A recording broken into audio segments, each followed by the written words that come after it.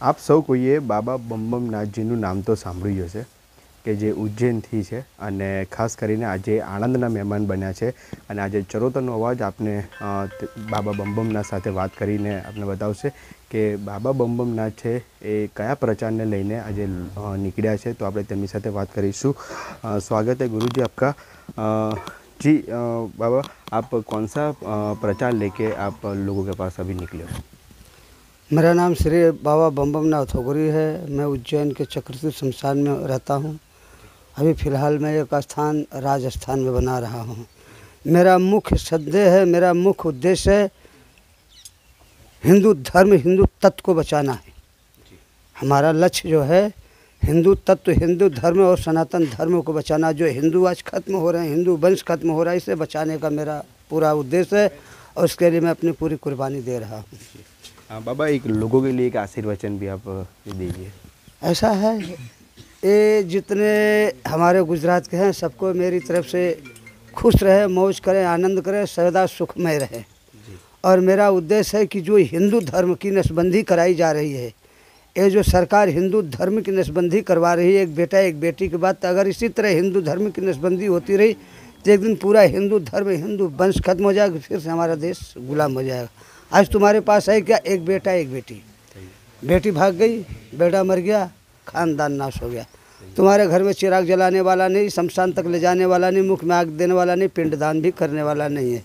तुम बीमार पड़ गए, तुम्हें दवा देने वाला नहीं, बिस्तर खराब हो गया, उठाने वाला नहीं है। तुम्हारी ज़िंदगी किसी काम की नहीं रह गई। तो हमारा मुख्य उद्देश्य है हिंदू धर्म को, हिंदू तत्व को, हिंदू मर्यादा को, सनातन धर्म को बचाने का। अगर ये हिंदू नहीं मानते हैं तो एक दिन बहुत पछताएंगे। आज मुसलमान हैं, वह कहते हैं अल्लाह की देन है। हमारे पास 8-10 संतान है, ये भगवान की देन है। तो जब उनको अल्लाह दे सकता तो क्या मगर जब भगवान नहीं दे सकता। लेकिन हम इतना कायरता दिखा रहे हैं कि आने वाले मानव की हत्या कर रहे हैं। हमारे जैसा अपराधी कोई है नहीं, वो तो शिशु अबोध है जो धरती पे आते ही वो कुछ भी हो सकता है। देश की भविष्य है, देश की ताकत है, तुम्हारे बुढ़ापे का सहारा है, तुम्हारी भविष्य है, लेकिन तुम उसे जानबूझ के ख़त्म कर रहे हो, वंशी नाश कर रहे हो। तो एक दिन ये हिंदुस्तान ही ख़त्म हो जाएगा और बॉर्डर पे भी कोई रहने वाला नहीं रहेगा। एक दिन अपने आप देश गुलाम हो जाएगा। तो हमें पूरा हिंदू तत्व, ये नहीं कि खाली भारत, पूरे धरती के हिंदू तत्व को बचाना है। अरे भगवान महाकाल का मेरे लिए आदेश है, यह अभिमान छोड़ा हूँ तो कुछ न कुछ कुर्बानी देनी ही पड़ती है। बाबा, अभी आपका राजस्थान में एक बड़ा आश्रम भी बन रहा है, तो उसके बारे में आप क्या कहोगे कि लोगों अब जब उज्जैन आ रहे थे तो आपको बहुत सारे ढूंढते थे, तो अब राजस्थान में आप आश्रम बना रहे हो अपना? देखिए, अभी भी अगर राजस्थान चला जाता हूँ तो उज्जैन में जो भी भगत आते हैं वो पानी भी नहीं पीते चले जाते हैं। और हम वहाँ रहते हैं तो लोग इंतज़ार करते हैं बाबा अब आएंगे तब आएंगे। तो आगे भगवान की इच्छा, क्योंकि मैं अखंड तपस्या 18 साल लगातार भगवान महाकाल का भस्म आरती का किया, कभी गैप नहीं, कभी नागा नहीं, कभी गैर हाजिरी नहीं है ना। मैं 18 साल उज्जैन से बाहर निकला, यह मेरी घोर तपस्या थी। इसी तरह मैं कलकत्ता भूतनाथ में 12 साल तक बाबा भूतनाथ की घोर तपस्या किया, कलकत्ता से बाहर नहीं निकला। तो हमारा उद्देश्य जिस चीज़ के लिए लगो उसको लक्ष्य को पूरा करो। आज जैसे मैं यहाँ से गुजरात में आया हूँ तो आज जो भी भगत आते हैं सुनते हैं बाबा है नहीं, वो चले जाते हैं, रुकते ही नहीं। रह गया अब राजस्थान की बात। धीरे धीरे अगर मैं राजस्थान में रहने लगूँगा तो हो सकता है कि धीरे धीरे भगत वहाँ शिफ्ट होने लगे। ठीक है, लेकिन असर तो बहुत भारी पड़ेगा इसका। तो बाबा, आपके जो भक्त है जो अब जो उज्जैन आएंगे तो आपके बिना तो अधूरे रह जाएंगे। भाई ये तो वक्त का खेल है, ये तो वक्त का खेल है। ठीक है, उस तरह हमने उज्जैन को बहुत सौगात दिया है, ऐसी बात नहीं है। भगवान महाकाल में बिलपत्ता नहीं चढ़ता था, हमने भगवान महाकाल पे बिलपत्ता चढ़वाना चालू किया तो वहाँ आज बाजार लगने लगी बिलपत्ता का। कमल का फूल नहीं आता था, आज कमल का फूल हमने भगवान के लिए मंगवाया तो आज कमल का फूल बाजार लगने लगा। नारियल हमने बंद करवाया क्योंकि नारियल में धोखा हो सकता था किसी वक्त भी। ठीक है, कि नारियल में कोई भी विस्फोटक चीज़ वहाँ ले जाया जा सकता था। ठीक है, वहाँ के लोग क्या है कि भगवान को नहीं समझते थे, दूध को थैली काट करके पानी डाल करके दे देते, उसे मैंने रुकवाया। ठीक है, ऐसी बहुत सी चीज़ें हैं जो उज्जैन के लिए भगवान महाकाल का आदेश था और भगवान महाकाल के ही आदेश से हम जो कि नसबंदी बंद का आंदोलन किया। उज्जैन में कांवरिया जो जल लेके आते थे उनके लिए कोई सुविधा नहीं थी, उनके लिए मैंने पूरी सारी सुविधा किया। ओम महाकाल से लेकर ओमकारेश्वर तक और महाकाल के पीछे मैं कैंप लगाता था, उनके लिए सारी व्यवस्था करता था, नहीं कोई व्यवस्था नहीं थी। तो भगवान की माया थी, और जो भी हमारा सनातन धर्म है, सनातन धर्म कार्य है, उसमें मैं लगा हूँ। अगर ये जनता नहीं जागृत होती है तो एक दिन ये हिंदू धर्म डूब जाएगा। आप सोचो, आपके पास है क्या? एक बेटा एक बेटी, बेटी भाग गई, बेटा मर गया, बेटी शादी करके चली गई, बेटा बीमार पड़ा हुआ, ज़्यादा दारू पी रहा है, तुम्हारा तो जीवन ही नष्ट हो गया है। लेकिन ये हिंदू समझ नहीं रहे, कहते कमाएगा कौन, खिलाएगा। अरे सन 80 के पहले लोग नसबंदी नहीं करवाते थे, 8-8 10-10 संतान पैदा करते, तब उन्हें कौन कमाता खिलाता था? कहे जितनी औलाद उतनी ताकत। आज तुम्हारे पास 10 औलाद है, 10 ताकत है, रहे अपना खानदानी अपने स्वयं नाश कर रहे हैं। इसलिए सारे हिंदू तत्व से, हिंदू धर्म से, हिंदू वंश से मेरा ही हाथ जोड़ कर निवेदन है कि अगर आप हिंदू हो, हिंदू मर्यादा समझते हो, हिंदू संस्कृत सनातन धर्म समझते हो, तो सबसे मेरा ही हाथ जोड़ के निवेदन है कि आप लोग नसबंदी करवाना बंद कर दें। नसबंदी करवा लेने का मतलब तुम खंडित हो चुके हो। एक तो छक्के होते हैं जो भगवान के घर से बन के आते हैं, लेकिन तुम भगवान के घर से मर्द बन के आने के बाद छक्का बन गया, यह तुम्हारी नापुंसकता तुम्हें खा जाएगी। भगवान तो तुम्हें मर्द बना के भेजा था, लेकिन तुम ना मर्द बन गए। तुम्हारे हाथ का पानी भी पीना पाप है। जो स्त्री पुरुष नसबंदी करवा लेते वो खंडित हो जाते हैं। उनके हाथ का पानी भी पीना पाप है, उनके हाथ मुँह उसको देखना भी पाप है, उनके हाथ का खाना भी खाना बहुत बड़ा अधर्म है, क्योंकि वो खंडित हो चुका है। और भगवान को कोई चीज़ खंडित मंजूर नहीं होता। आज तुम्हारे घर सामने आ जाए कोई चीज़, रोटी टूटी फूटी आ जाए, खाओगे? भगवान के सामने कोई भी चीज़ वस्तु हो खंडित, वो पूजा में नहीं लगती है। तो पूरी शरीर तुम्हारी खंडित हो गई तो किस काम की है? इसलिए सभी हिंदू धर्म से मेरा यही हाथ जोड़ कर निवेदन है कि नसबंदी कराना बंद कर दो। सरकार आज तुम्हारे ऊपर लागू कर दिया कि नसबंदी करा लो। आज तुम्हारे पास एक बेटा एक बेटी, बेटी भाग गई, बेटा मर गया, तुम्हें सरकार क्या सुविधा दे रही है? तुम्हारे पास शत्रु तुम्हें घेरे, 2-4 गांठ दे दिया क्या? तुम्हारे घर में खाने को नहीं क्या, 2-4 बोरी अनाज दे दिया क्या? आज तुम बीमार पड़े क्या, 2-4 डॉक्टर लगा दिया क्या? नहीं ना।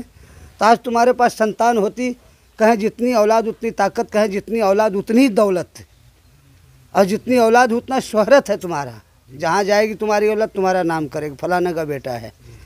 अगर आज हमारे देश के प्रधानमंत्री की माँ नसबंदी करवा लेती, जगदम्बा, वो जो मोदी जी को जन्म दिया भगवती, क्या मोदी जी पैदा होते?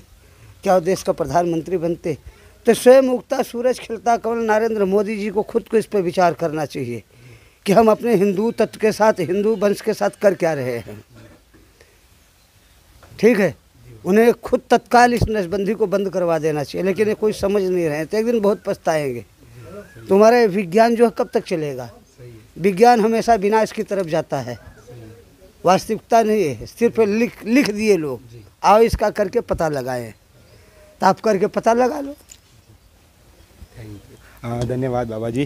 તો આ હતા આપણી સાથે જે ઉજ્જૈન સ્થિત બાબા બમબમનાથ છે, અને તે હવે રાજસ્થાનની અંદર હવે તેમનો પોતાનો એક આશ્રમ બનાવી રહ્યા છે, અને તે પોતે એક હિન્દુ જાગૃતિ માટેનું એક અભિયાન પણ ચલાવી રહ્યા છે, સાથે જ નસબંધી માટેનું એક અભિયાન પણ ચલાવી રહ્યા છે। તો બાબા બમબમનાથજી છે તે હવે રાજસ્થાનની અંદર તે પોતાનો આશ્રમ બનાવી રહ્યા છે, અને ખૂબ જ સુંદર એ આશ્રમ બની રહ્યો છે કે ત્યાં આગળ એક 12 ફૂટ જેટલું એક શિવલિંગ પણ છે, અને સાથે જ શિવલિંગની સાથે જ સરસ એમને આખું જે આશ્રમ છે તે ત્યાં આગળ राजस्थान के अंदर बनाया है। बाबा आपने जो अभी जो राजस्थान में जो आश्रम बनाया है वो कहाँ पर बनाया है अभी? जय जय श्री महाकाल, जय जय श्री महाकाल। मेरा नाम श्री योगी बाबा बमबमनाथ होगरी है। मैं पहले 18 साल तक भगवान महाकाल की तपस्या करने के बाद मैं अभी राजस्थान में 12.5 फुट का शिवलिंग बनाया का स्थापना करवाया है, और वह भीलवाड़ा जिला है, विजयनगर के आगे शंभूगढ़ बाज़ार है। बाज़ार के पहले बारनी चौराहा, बारनी गांव है, वहाँ पे 12.5 फुट की शिवलिंग की स्थापना करवाया भगवान महाकाल की असीम कृपा से।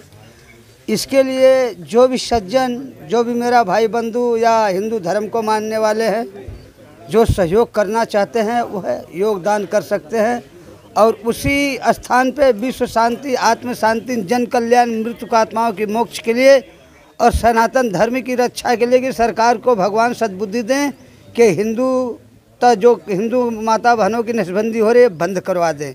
इसके लिए वह सहस्त्रधारा महायज्ञ का आयोजन किया गया है। यह सहस्त्रधारा महायज्ञ जो 21 फुट गहरे धुने में यह यज्ञ प्रज्वलित किया जाएगा।